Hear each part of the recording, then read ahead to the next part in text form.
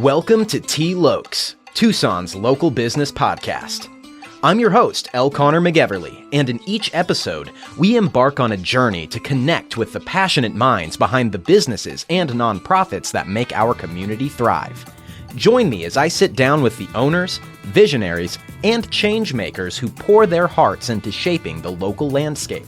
We explore the challenges, triumphs, and unique journeys that define Tucson's business community. From the corner coffee shop to the innovative startups and impactful nonprofits, T. Lokes is your window into the diverse stories that make our city special. Tune in and get ready to get connected. This is T. Lokes.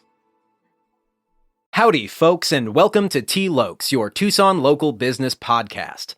I'm your host, L. Connor McEverly, and here with me in the studio today is the co-owner of Animal Experts Incorporated, Tucson's #1 wildlife control company. It's entirely possible you've seen them on the local news or even featured in some National Geographic television shows. It is my pleasure to introduce to the show today, Jeff Carver. Jeff, thank you for being on the show. How are you doing today? My pleasure, Connor. This is exciting. Yeah, I'm super excited to have you here. Me too. I'm sure this is smaller potatoes than the National Geographic, but I appreciate it a lot. No, this is great. Nat Geo had its own little stressors involved with that stuff, but no, this is great. Yeah, no stress here. So tell me a little bit about Animal Experts. When was it founded? What is your mission, and what set you on it? You know, it's always been something that was my passion, which was kind of out of place. My parents weren't into wildlife and all that, but They never quashed that in me. You know, they encouraged me to pursue it, even though there were times when, the pet snake would get loose in the house and kind of freak mom out, or the tarantula would get loose and I'd have to find it before mom found out, that kind of thing. Right. But it's one of these things that I just love doing, and I happen to live in a place that I can, because there's so many areas that just don't have the abundance of wildlife that we have. We have one of the most diverse biodiversity of wildlife of anywhere in the world. I think we're only behind like Costa Rica and maybe one or two other places, but this is incredible here. Absolutely. It's super deceiving how like this patch of desert is just so full of life. Oh, and yeah. So much different life too. Well, this is the wettest desert in the world, which sounds like it's a contradiction, but it's really not, if you've been through a few monsoon seasons. Absolutely, yeah. But one desert has to be the wettest in the world, right? Yeah. It's all relative. Yeah, and I'm good with it being us. Yeah, me too. I think it makes for fantastic weather, fantastic environment. I know. I get so many people that, they're listening to this back east and they're fighting snow still, and it's like, no. Yeah. I'm running around in short sleeves. Yeah, exactly. But they'll be laughing come July, right? Well, I tell relatives back there, we've got 3 months that are uncomfortable. Yeah. They got 6 months that are cold as heck. Yeah. Yeah. And I've definitely gotten used to the heat myself, for sure. So, coming back to Animal Experts, in your words, what makes your approach to wildlife removal unique? Well, one of the best compliments I had was a corporate contract that I had, and he was trying to sell to his boss why they needed to work with Animal Experts. And he described us as thinking outside the box.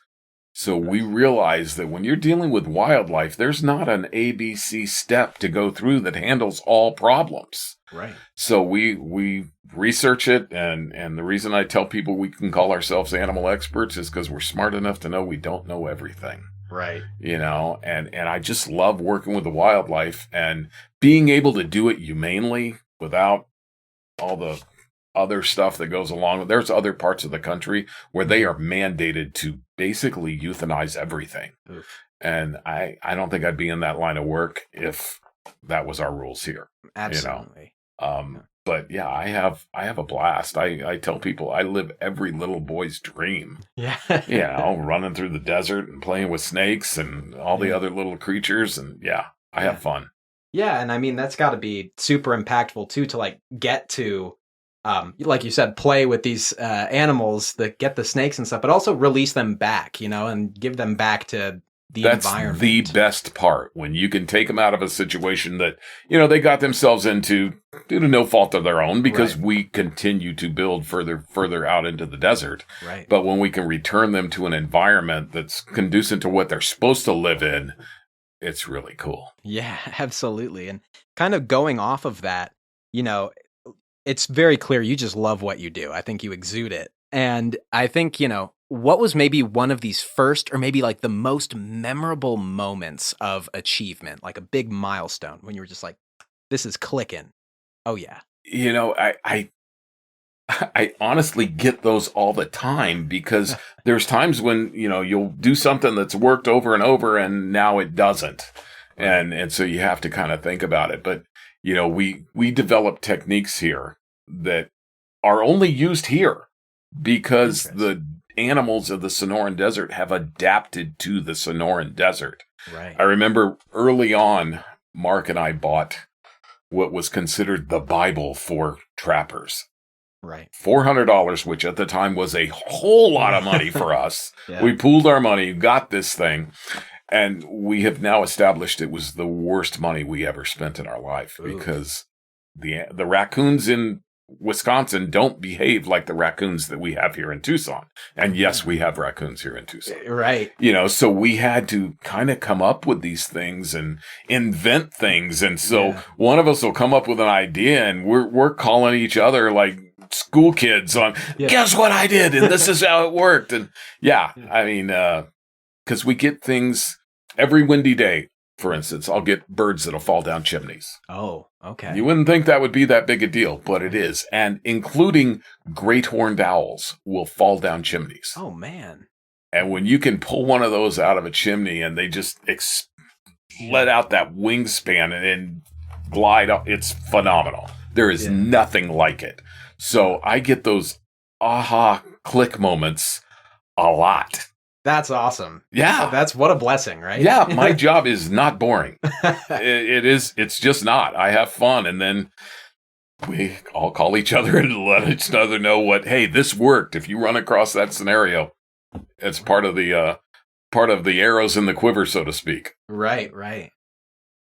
Oh, that's interesting. Like maybe just one, for one example, like what would make a raccoon from, Maine different from a raccoon in the Sonoran Desert? Well, they don't. The animals that we have here, none of them really go into a true hibernation.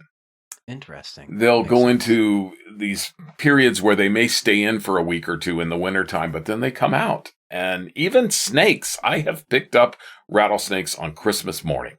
No way. Because it just doesn't get that cold here, Right. People will say, oh, it was freezing.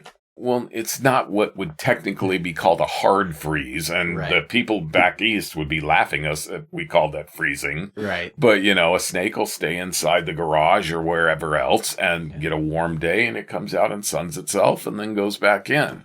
So a lot of the animals, not only do we have animals here that we don't have anywhere else, like the Gila monster. Right. But they've adapted to being here. Right. So, yeah. So it seems like there's just like a lot of like activity almost year round. Yeah. We slow down. Usually January, February, we're picking up now. Okay. But I usually, tell people, the animals are a little less active. Plus, if you just bought Johnny a quad for Christmas, you don't care about the squirrels in the backyard at that time. Right. Kind of thing. Because, it's kind of nice to have these couple of months where we get a breather too, because we stay really busy the rest of the year. Absolutely. I bet. So let's say that someone has just found an animal in their house. What are some steps they should follow to keep themselves and their loved ones safe before calling? If at all possible, isolate it. Start shutting doors where it's not.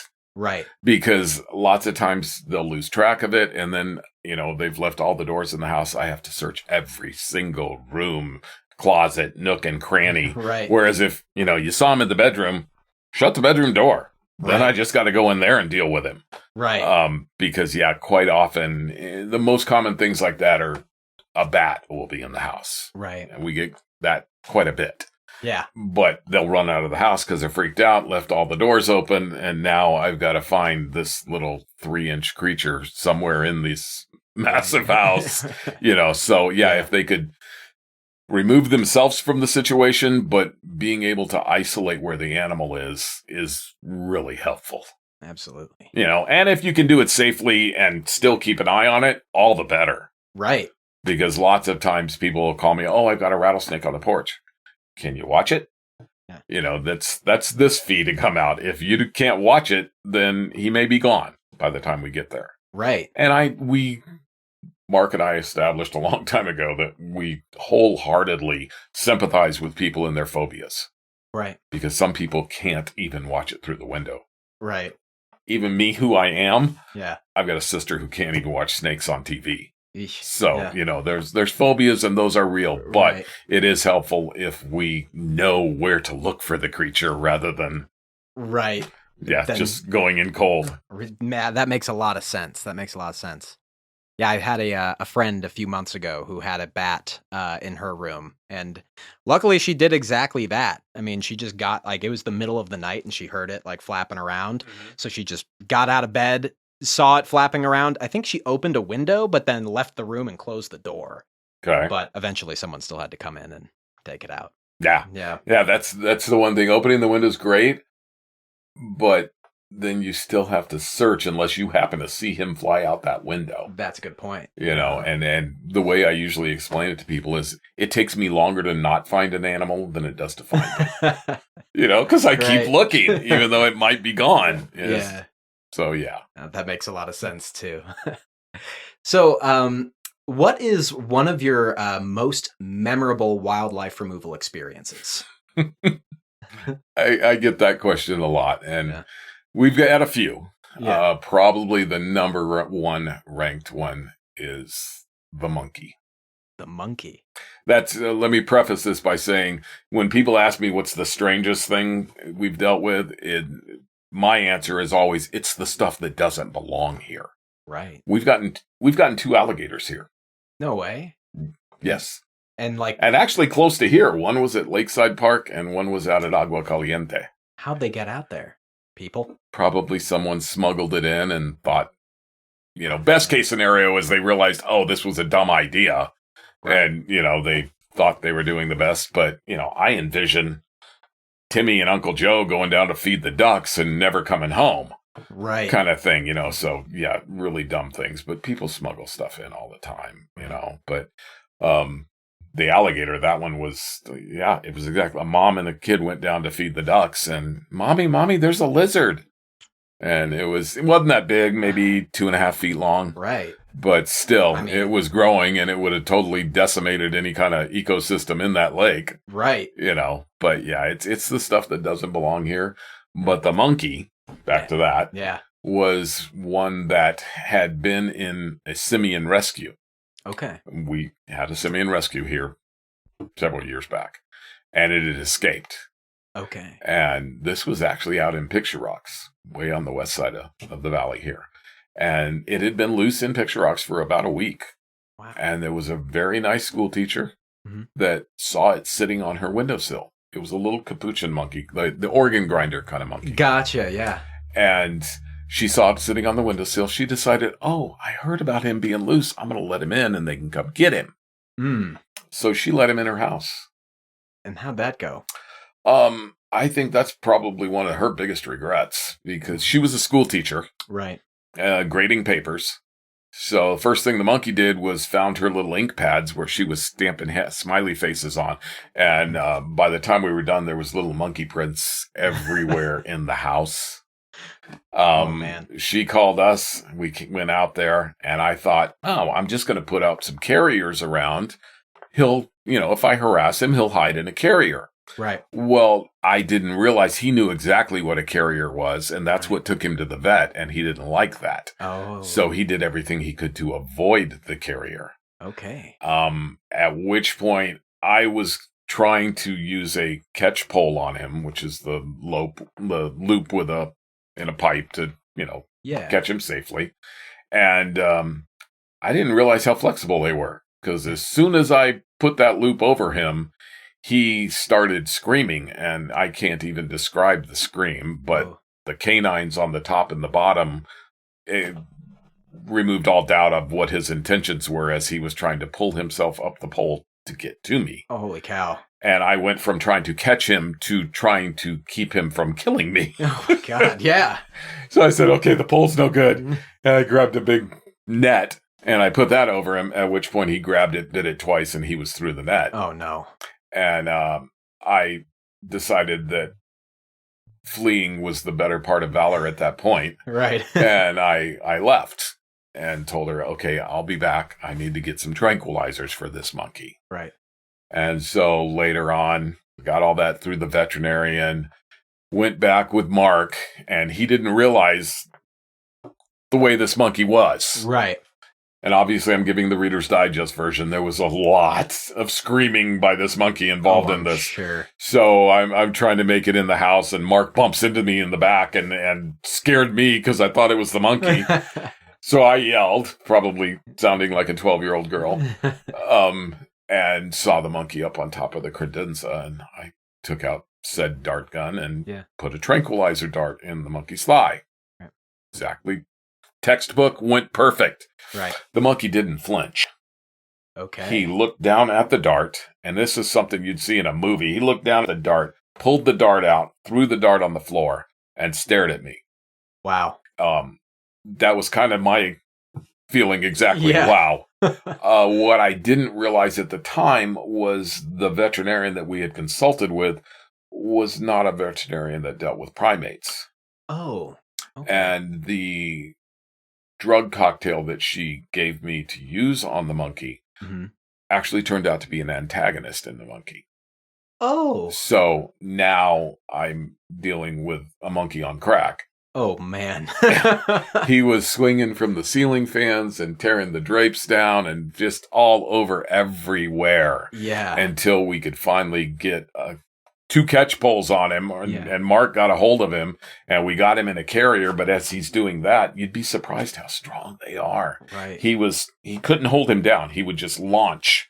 And so he's launching all over the place while we're trying to get him into a carrier. He bounced into the front of the range hood, broke the glass on it. Oh, man. Finally get him in the carrier, and we're walking out, and Mark has one of these adrenaline flushes where his legs got kind of weak. Yeah. And it was at that point we noticed that there were faces in every window of the house. The whole neighborhood had showed up. And just looking through the windows. And was watching through the window. And the best part was there was a little kid there. And to tell how far back this was, he goes, I just paid $12 to watch a Spider-Man movie. I'd pay twice that to see you guys do that again. So that's the monkey story. Wow. That was that sounds memorable. It was, but we've been in business, like I said, going on 35 years, so we kind of get all those calls just because longevity, we've been around, and it's kind of like the old country song, you got the money, honey, I got the time. Right. and we'll give it a shot, but yeah. Yeah. So you mentioned on like windy days, like birds fall down chimneys. Is that one of the more common things that happen? It is. And it's, I mean, we get calls all day long, every day. Right. But we've noticed that, I don't know if they're perching on the edge of the chimney and a wind gust hits them, because I was always surprised when we get owls. Like I said, it's guys, put your wings out. You won't go down. But yeah. We get a lot of those. What would be like the next most common? Well, we do all the 911 snake calls for the City of Tucson Fire Department. Gotcha. Sorry, ladies. The days of a fireman showing up when you got a snake on the back porch are gone. Instead, you get me or one of my guys, and nobody's making calendars with us on them. So that's too bad. But yeah, we do that, and we've got most of the fire stations for Northwest Fire also. So that's one of our more common calls is snake calls. But we handle all the wildlife in the valley. We're licensed through Arizona Game and Fish. Awesome. And, we have to document everything we catch, how we catch it, where we catch it, and where we release it, and turn that into Game and Fish, and do that every year.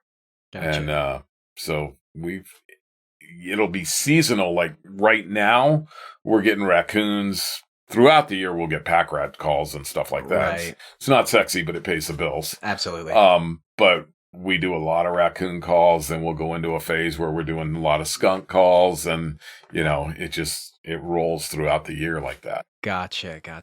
And what is your kind of like your service range? You do like outside of Tucson, like Oro Valley, Marana. How far do you go? We're pretty much southern Arizona. I'll go as far. I've done calls in Nogales. Okay. Yeah, I don't typically make it that far down. Right. Tubac is pretty common, which that's almost to Nogales. Yeah, right. As far north as we'll go to Oracle. Okay. Out to Benson, that kind of thing. So it's a pretty wide range, but quite honestly, Pima County is huge. It's true. So even if we just said we were doing Pima County, that's still a big area. Absolutely. But we get involved in so many things now. We over the last, it's about 10 or more years, we've gotten into rattlesnake avoidance training for dogs. Awesome. And so with us having such access to rattlesnakes, right, it makes it good. And then we just partner with dog trainers. But it's really cool to watch that thought process go with a dog, where they, the first station of the training, they're curious and they get a correction. Next one, they're kind of leery. By station 3, they don't want anything to do with it. Nice. And when it's really cool is when you get that phone call. We had one lady calls up. They were just going out for a walk, and all of a sudden the dog stops at the front door and starts growling. And she's like, "What the heck's wrong with you? We're going for a walk." Yeah. She opens the door, and there's a rattlesnake sitting on the threshold. Wow. And it's that gives you a really good feeling at that point, knowing that you not only kept the dog safe, but you kept the human safe. Right. And my wife retired as a veterinary technician, and she saw all the horror stories and all that stuff. But still, I nobody wants to see the dog get hurt. No. I mean, I had to give my dog kisses and leave the TV on when I left to come over here. Yeah. So, but when you start talking about, okay, you'll learn what the dog's tell is. They'll either bark or they'll be trying to get inside when they normally wouldn't, that kind of thing. Right. And you figure, okay, maybe I better go check that out before I turn the kids loose in the backyard or send the grandkids out. Or even go gardening yourself, kind of thing. Totally. Because a rattlesnake bite will ruin your day, guaranteed. Yeah, to say the very least. Yeah. Yeah, Mark has been bitten. And when he got bit at 6 o'clock on a Saturday evening, spent Sunday in the ICU, was released before lunch on Monday, which is amazing. They have told him he metabolizes the venom quicker than the average human. Wow. His bill was $313,000. Ouch. Yeah. Ouch. Yeah. So, and just for a quick comparison, like how much is the avoidance training? 125. Pretty large disparity there. Yeah. It seems like prevention's better than. That's what I always considered an insurance plan. Yeah. You're hedging your bets there to be safe, and But even veterinary bills, we've seen bills as high as $15,000. Usually something like that is extenuating circumstances. We've had dogs that have had to have their legs amputated, things like that the people will come to us. And that's the other thing. Dogs don't learn from being bit. Yeah. Because the pain's not immediate. So they don't have that association with, that thing that scared me a little bit is actually what put me in this much pain. Right. So we tell people, you really should go through a class even once the veterinarian clears the dog that he's healthy and all. Right. But they don't, you'd think, I'd learn. No, they don't learn from that. Right. And how often do you have these training avoidance classes? Oh, probably at times we're doing 4 a week. 4 a week, okay. We have 19 different venues that we do everywhere from Coolidge to Sonoyta. We got one in Benson even that we do. And then throughout the valley, several veterinarians and all. But you can go on our website, you can see the whole list of it. But we trained over 4,000 dogs last year. Wow. Nice. Yeah. That's and it, like I said, I'm always impressed when you see the dog, the thought process in the dog when that clicks and they're, I don't want to mess with that thing. Right. And I've even had people they'll tell me, I remember there was a guy down in Green, my dog's dumb. My dog just didn't get it. I know he didn't get it. And I had just happened to have picked up a rattlesnake. I had it in a bucket in the truck. Yeah. I was like, well, why don't we check? Yeah. He's like, what do you mean? I go, I'll just put the bucket out. I'm not going to take the snake out of the bucket. I'm not going to put anybody in jeopardy. Right. But we'll just check. The dog walked out the door. You see his head lift up where he was catching scent, turns around and beelines it back in the house. I think your dog got it. Yeah. So, oh my gosh. So, yeah, it's cool watching that thought process take place. Definitely. That's funny. So you've been in business for 35 years. So you've clearly been very successful in what you do. And you've been on television shows, you've been on the news. You even have a YouTube channel where you like help educate folks in Tucson as well. I'm curious, what may be some goals that you're striving for now? We're trying to educate more than anything else and let people know, because all of the resorts around the valley, basically, for instance, we will go and train their staff in what to do if there's a rattlesnake there, because they can't sit and wait for somebody if they've got clientele from, all over the world. Totally. Yeah. And so we've started getting into that aspect. We've been doing that part for quite a few years, but now we're looking at recently different the utilities have started calling us and saying, hey, we've got staff out there that, they need training too. Can you come and do that? And so we're expanding on that a lot because quite honestly, there's so many fallacies in what we think the animals will do. One of my biggest pet peeves is when people will say, oh, if I see a rattlesnake, I'll just take off running. You don't have to take off running. Yeah. And usually what I'll tell people is you don't see a rattlesnake where it's stable ground and all. It's usually rocky, sandy soil. Yeah. So you try to take off running and you fall. Mm-hmm. Now you're injured possibly, and you're laying on the ground with the rattlesnake still there. Yeah. If you just stay calm and take one good step, maybe 2 steps away from the snake, and you are out of range. Yeah. We don't have any flying rattlesnakes here. Thank goodness. And most of the ones that we find out there, if we find a 3-foot snake, that's a big snake. Right. Okay. Yeah. So if you figure their striking distance is about 2/3 their body. Okay. 1 or 2 good steps away, and you are out of striking distance. And they're not going to pursue you.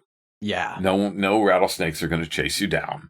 No. I mean, they can't eat you. Yeah. Why would they? Yeah. They everybody thinks that they're going to come after you. They're just not. Yeah. They don't want to waste their venom on us unless they perceive us as a threat. Right.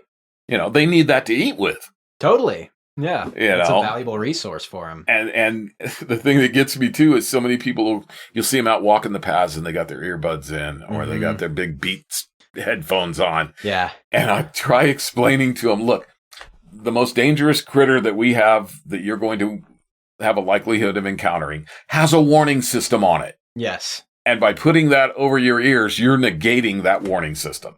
Right. Yeah, there was a case I think it was last year, of a girl that was taking out the trash. She had her earbuds in. Yeah. And she got bit on the foot. Oof. Ow. Yeah. And the snake didn't want to, but he's probably going, she ain't listening. I'm telling her I'm here. Right. So yeah. If you got to listen to tunes, put one earbud in. Yeah. Or like, isn't there's that mode, I don't know what it's called, but that mode where you can kind of like hear through the sound too. Maybe that would help. I don't know. Yeah. But yeah, that makes good sense. I used to work for the Park Service for a time doing vegetation surveys. So I was up in the rincons all the time. I've definitely encountered rattlesnakes for sure. Some I could see and easily move away from, and some that were, like you said, in just not stable terrain, bunches of rocks. I don't know where to go. But yeah, definitely always, staying calm and just a good big step. I leaped, but a good jump away. Yeah. And they're not. Yeah, they won't. They don't want to. And now, if I could give one tip. Yeah. Rattlesnakes are movement oriented. Okay. So if you all, and I've done this where I look down and I've got one within inches of my foot. Oh man. And you just freeze. They will lose interest and slither away. Right. If you're just concerned, you take off your hat, which we should all be doing if we're out in the sun. Yep. Drop that on the other side of the snake, they'll turn towards it. Oh, interesting. Because they want to see what's going on over there. Right. One of the biggest thrills I got was I actually go up and I train the camp staff at Triangle Y Ranch Camp. Okay. Because they bring in their counselors from all over the country, all over the world, literally. And most of them have never heard a rattlesnake until I bring them up there to show them. Right. And I got a phone call, one guy's, Mr. Carver, it worked. I was like, okay, slow down. What worked? He says they were out for a hike, and he's talking to the kids. He turns around. There's a snake there. He did exactly that. Dropped his hat. It turned towards it. They stepped away. Wow. And I was like, yes. Perfect. Yeah, and that's plus he went home with a good story. Yeah, right. Who doesn't love that? Yeah. So you're helping people and helping them create good stories. Yeah. And stay not hurt. That's it. Yeah. So we're coming to the end of our interview here. And again, thank you so much for taking the time. For those who want to learn more about animal experts or hear more of your insights, where can they go?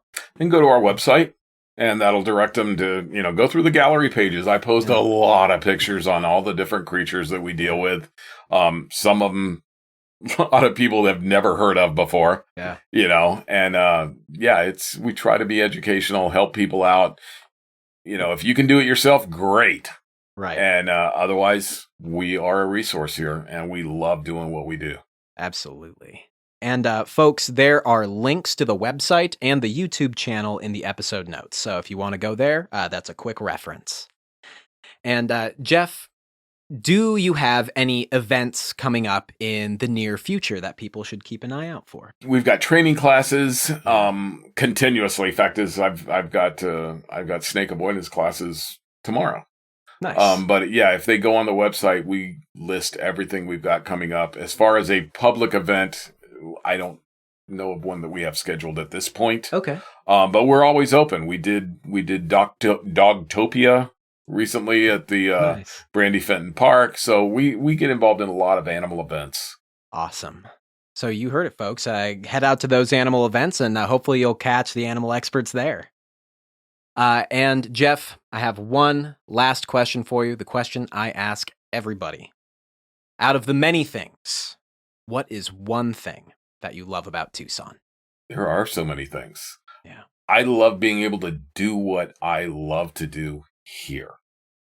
Because you don't find that in so many places.